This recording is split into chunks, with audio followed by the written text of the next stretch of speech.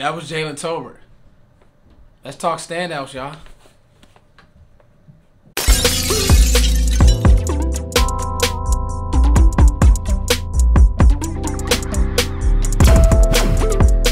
So, guys, I got 5 early camp standout surprises, and I want to get right into it. I wrote a bunch of notes down, 2 pages of notes. Listen, this has actually been a very, very interesting camp. And when I say interesting, it's cool to see people kind of panic and sweat, thinking about, the receiver position, and we don't have enough here, and then Dallas signs Anthony Barr. You guys make sure you check that video out. I just dropped it. Thank you guys for the love. As y'all can see, I've been bringing my fastball. I've been bringing heat, bro. I'm content. It's stuff to talk about. Let's talk about it. But it's been interesting because things are kind of showing and playing in my favor by things happening in the Washington injury. Guys are forced to step up.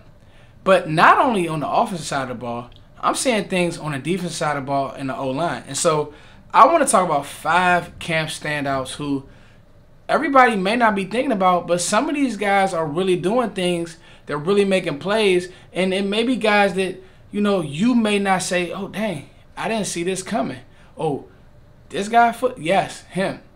So let's get into a few players who I think early on in camp have kind of got their name in the paper. Now, there's a preseason game on right now. Obviously, it has to translate to games, to actual live reps. I always say when I'm coaching, from the drill to the field. But it's cool to see these guys are making plays. Their technique looks good. The little things they're doing looks good. And so let's get into it. Number 1, Nashawn Wright. To me, I wrote this down. He looks more confident in how he's using his length, how he's breaking on balls. And what I see with Nashawn Wright is a guy who you can use in a specific role, and that's on bigger receivers where teams want to try to use their size against your corners who aren't as big. And the good thing about it is he's fast. Like Nashawn Wright can really run. So he's a true cover 3 bail corner. Now, quicker, end breaker type things, maybe he's going to need work. But from what I've seen, guys, he's using the sideline well. He's putting his hands on people, and he's making plays. He's taking his spots. He's picking his spots. So, obviously, all this goes out the window if the first preseason game, somebody runs right past him. But I like what I see out of Nashawn Wright, and it's cool to see that, the Kelvin Joseph hype is real. But right now, early on, I think that Nashawn Wright has been outplaying him. Number 2, this is going to be my pet cat. I tweeted this. Every time he makes a play, I'm going to remind the fan base they didn't want him. Tyler Smith. His hand placement, his power, and it's cool because you can see that they are rotating him and Connor McGovern, but it's not close who's more massive, who's more imposing, and it's just a matter of time before he's a starter. Number 3, guys, Marquise Bell. To me, Marquise Bell just being mentioned by the staff, and then when pads come on, you hear that he's out there click-clacking, he's flying around the ball, he's in on plays, it's not too fast for him. And I've heard that he's not really as big as people think, but just the fact that he's in on plays, he's sticking his nose in there, that's the part of football that you can't coach. The staff obviously likes him. Dan Quinn, when he spoke yesterday, he had so many good things to say about him. He's going to get every opportunity to make this team. And I'll be honest with you, Israel McQuamo just hasn't done anything. So it's guys like him who, yes, they drafted, but if there's a guy like Bell who's going to show more, he's going to play. Shout out to Marquise Bell, FAMU, Black College, just the fact that he's going to be on this roster. Like this team, he's carried everything from OTAs to camp. It's not too much for him.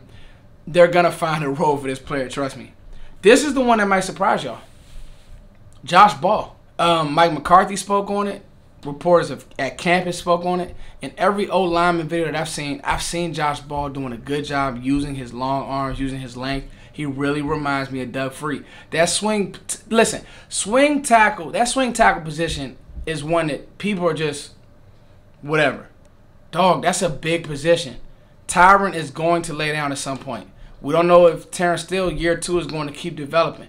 You need somebody behind both of those guys that can step in and at least get you through a game. I think that Josh Ball playing good football right now is very, very important. Now, we'll see in the preseason games when everything is live, every single rep. But I just like the fact that you're hearing and you're seeing that he's physical. And, you know, Matt Waletzko, he went down.